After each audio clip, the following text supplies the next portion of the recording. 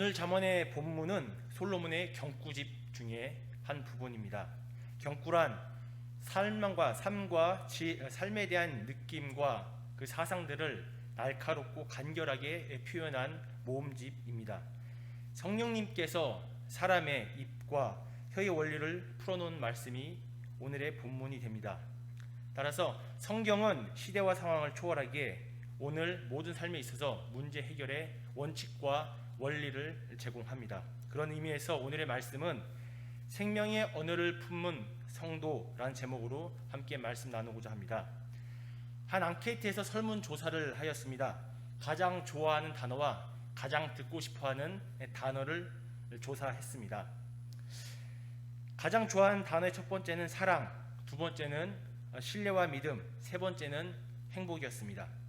가장 듣고 싶은 말로는 누구나 다 좋아하는 말인 사랑합니다가 첫 번째였고, 널 믿어, 세 번째는 신뢰한다 라는 말이었습니다. 그 다음 순서로는 다양했습니다. 착하다, 멋지다, 똑똑하다. 누구나 다 사랑한다는 말을 좋아하고 그리고 염원합니다. 사랑한다는 말은 비용은 들지 않습니다. 많은 것을 줄 수 있는 단어입니다. 사랑과 신뢰라는 말을 통해서 친구 간의 우정을 돈독하게 하고, 사업에는 촉진자가 되고, 마음이 상하고 어려움과 고통을 겪은 자에게는 위로를 분명히 줍니다. 우리 주님도 새 계명을 너에게 주노니 서로 사랑하라 라고 말씀하셨습니다. 사람이 말이 이처럼 중요하듯이 하나님의 말은 얼마나 중요한지 사실 말할 것도 없습니다. 주님의 사랑은 말씀으로 우리에게 주셨고 들려주십니다. 그래서 성도는 하나님의 말을 듣고 사랑받아야 합니다. 그 말씀을 듣고 힘을 내어 우리가 거하는 곳에서 하나님 나라의 가치를 만들어가고 세워가시는 모든 성도님들이 되셨으면 좋겠습니다. 그렇다면 우리의 인생에서 말 곧 언어의 법칙이 얼마나 중요한지 오늘 말씀을 통해서 구체적으로 알아보길 소망합니다. 첫째입니다. 말은 법칙이 있습니다. 이 세상에는 자연 법칙이 분명히 존재합니다. 원인이 있으면 결과가 있습니다. 영의 일들도 마찬가지입니다. 말은 그냥 말이기도 하지만 말은 곧 영입니다. 말은 쓸모없는 씨앗일 수도 있지만 말은 생명의 씨앗이기도 합니다. 마음이라는 사람의 밭에 뿌려지는 이 씨앗은 우리의 생각에 반드시 이미지를 만들어냅니다. 이러한 말의 씨앗이 사람의 마음의 밭에 떨어지게 되면 어떠한 일들이 일어나겠습니까? 마태복음 8장 8절을 제가 읽어보겠습니다. 백부장이 대답하여 이르되 주여 내 집에 들어오심을 나는 감당하지 못하겠사오니 다만 말씀으로만 하옵소서. 그러면 내 하인이 낫게 싸움나이다. 백부장의 말은 분명히 예수님의 마음밭에 떨어졌습니다. 예수님의 마음에 믿음의 이미지를 불러일으키셨습니다. 이 말을 들은 예수님께서는 크게 감동하셨습니다. 마태복음 8장 10절 말씀입니다. 예수께서 들으시고 놀랍게 여겨 따르는 자들에게 이르시되 내가 진실로 너에게 이르노니 이스라엘 중 아무에게도 이만한 믿음을 보지 못하였노라. 백부장의 믿음에 예수님은 크게 놀라시고 칭찬하셨습니다. 이 사건 이후 성경엔 나와 있지 않지만 예수님은 백부장의 믿음의 예를 분명히 사용하셨을 것입니다. 또한 백부장은 예수님의 능력과 존재에 대해서 소문을 내었을 것입니다. 결국 백부장과 예수님의 관계는 좋아졌을 것이라는 사실은 우리가 충분히 생각해 볼 수 있게 됩니다.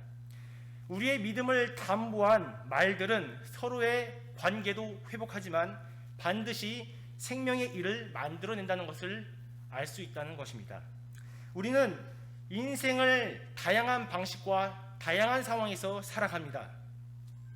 어떤 말들의 씨앗이 여러분의 마음에 떨어지십니까? 그때 여러분은 어떤 생각을 그려내시며 어떻게 행동하십니까? 철학자 하이데거는 이런 말을 하였습니다. 말의 주택 속에서 인간이 산다. 정말 많은 말들이 우리의 귀에 들려옵니다. 다양한 뉴스 안에는 성공담들, 인생의 행복과 관련된 그런 말들이 우리 귀에 자연스럽게 꽂히게 됩니다. 우리가 이런 상황 속에서 적극적으로 하나님의 말씀을 받아들이기 위해, 듣기 위해 몸부림치며 묵상하지 않는다면 성도의 이름만 가졌지 여전히 세상의 가치의 지배만 몰두하며 살게 되지 않겠습니까? 그렇기에 우리는 반드시 듣는 것에 주의를 해야 합니다. 둘째입니다. 말은 주의해서 말하고 주의해서 들어야 합니다. 사람은 보통 자기의 말들을 잘 들어준 사람을 좋아합니다. 이 원리는 하나님께서도 자신의 말씀을 듣는 우리를 무척이나 반기십니다. 그래서 우리는 들어야 합니다. 경청은 실상 말의 형체는 없지만 보이지 않는 또 다른 언어라고 말할 수 있습니다. 마태복음 4장 19절에서 예수님은 제자들에게 말씀하셨습니다. 내가 너희로 사람을 낚는 어부가 되게 하리라. 제자들은 예수님의 말을 허투루 듣지 않았습니다. 제자들이 예수님의 말을 듣고 나서 그들의 삶은 새 삶이 분명히 시작되었습니다. 제자로서 살아가는 첫 시작입니다. 부부간의 이혼율을 살펴보면 2020년 통계입니다. 10명 중 4명에서 5명이 이혼을 한다고 합니다. 그 첫 번째 원인은 성격 때문이라고 말을 합니다. 그러나 더 중요한 것은 사실 말로 다툼이 일어날 때, 즉 남편 혹은 아내가 상대방의 모습을 깎아내리는 말을 하고 들을 때 그것을 듣고 반응하며 이때 다툼이 시작된다는 것입니다. 이것을 서로 맞지 않는 성격 차이라 규정짓는다는 것입니다. 사실은 성격이 문제가 아닌 것입니다. 말은 여러분 칼입니다. 그래서 그 말을 상대방의 귀에 어떻게 들리게 말하느냐가 너무나 중요합니다. 먼저 말하는 사람은 분명히 잘 말해야 하나 듣는 사람은 때로 힘들지만 반응 소화해낼 때 잘 들어 넘기게 되면 큰 다툼으로 번지지 않게 되는 것입니다. 말이 약하면 반응하지 마십시오. 선한 생명을 담은 말이라면 잘 듣고 행동으로 옮기시면 됩니다. 사실 말하는 사람의 마음이 병들었기에 그의 언어도 병이 든 것임을 우리는 압니다. 남을 비방하고 욕하는 사람들은 인생에 많은 문제를 갖게 됩니다. 부정의 말, 독의 말들이 사람을 병들게 하기 때문입니다. 그래서 성경은 야고보서 3장 8절에 이렇게 말합니다. 혀는 능히 길들일 사람이 없나니 쉬지 아니하는 악이요 죽이는 독이 가득한 것이라. 우리의 인생에서 말로 인해 어떤 환경과 어려움이 발생을 하고 그것으로 나의 마음이 낮아지는 상황이라면 그때 우리는 반드시 우리 언어의 습관을 되돌아볼 필요가 있는 것입니다. 혹시 하나님이 우리에게 말씀하시는 것을 주의 깊게 들어야 할 때는 아닌가라고 생각해 볼 필요가 있습니다. 여기까지 이른다면 도리어 감사할 수 있을 것입니다. 그것은 우리를 다듬으시고 사용하시기 위한 하나님의 처방전으로 역할이 바뀌기 때문입니다. 셋째입니다. 말은 생명의 언어로 바뀌어야 합니다.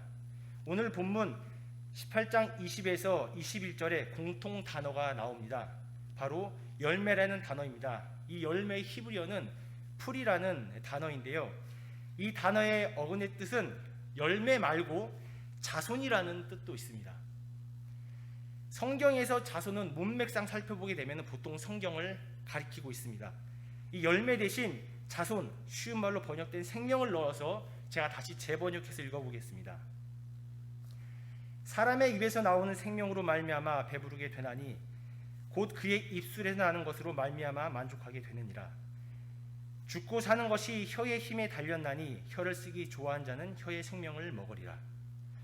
하나님께서 우리의 생명을 살리실 때 입술의 고백, 즉 먼저 언어를 바꿔주십니다. 그 이유는 바로 우리의 혀에서 생명의 고백이 시작되기 때문입니다. 마가복음 9장 22절을 제가 읽도록 하겠습니다. 귀신이 그를 죽이려고 불과 물에 자주 던졌나이다. 그러나 무엇을 하실 수 있거든 우리를 불쌍히 여기사 도와주옵소서. 귀신 들린 아들을 제자들이 못 고쳐 예수님께 데려온 사건입니다. 귀신 들린 아이의 아버지는 예수님에게 무엇을 하실 수 있거든 이라고 말을 합니다. 이 아버지의 입에서 나오는 이 말은 가능하다면 해 주십시오 라는 불확실성을 내포하고 있습니다. 이때 예수님은 말을 바꾸십니다. 할 수 있거든이 무슨 말이냐? 믿는 자에게는 능치 못함이 없다라고 선명하게 말씀하십니다. 23절에서 예수님의 말씀의 의도는 무엇입니까? 생명을 얻으려면 말을 바꾸라는 것입니다. 혀의 말이 믿음 또한 결정한다는 것을 분명히 예수님께서 보여주신 사건입니다. 우리의 인생은 사실 우리가 하는 말에 잡혀 살아가게 되어 있습니다. 그래서 말이 사람의 집이 됩니다. 아파트가 집이지만 더 중요한 것은 말의 집이 더 중요하다는 뜻입니다. 그래야 예수님은 귀신 들린 아들의 아버지의 말을 먼저 고쳐주시고 그 아들의 귀신을 쫓아내십니다. 순서는 말을 먼저 바꿔주신 것이죠. 인생의 중요한 문제의 시작이 결국 말에서 시작됨을 보게 됩니다. 여러분, 주어진 현장에서 우리가 말을 통해서 믿음의 생명을 낳으십니까? 아니면 다른 사람의 마음의 생채기를 내십니까? 생명의 말은 생명의 이미지를 나와 상대에게 만들어냅니다. 사랑의 언어, 진실된 언어입니다. 그러나 이 세상의 말들은 교회의 성도를 그냥 두지 않습니다. 엄청난 자극과 쾌락, 마비의 언어를 통해서 우리 양심과 마음을 굳게 하고 생명의 말을 계속해서 빼앗아갑니다.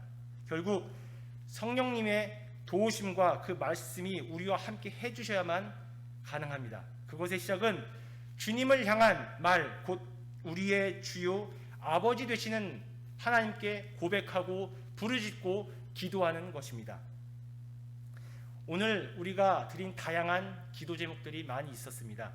성령님께서 우리와 함께 하시기에 하늘의 언어, 생명의 이미지를 담고 있는 이 중보 기도가 아픈 교회의 육체와 영을 회복시킬 것이고, 그리고 우리의 교회가 아름답게 건축되고 우리를 넘어 지역사회마저 살리는 능력 있는 부르짖음과 기도가 될 것이라고 저는 확신합니다.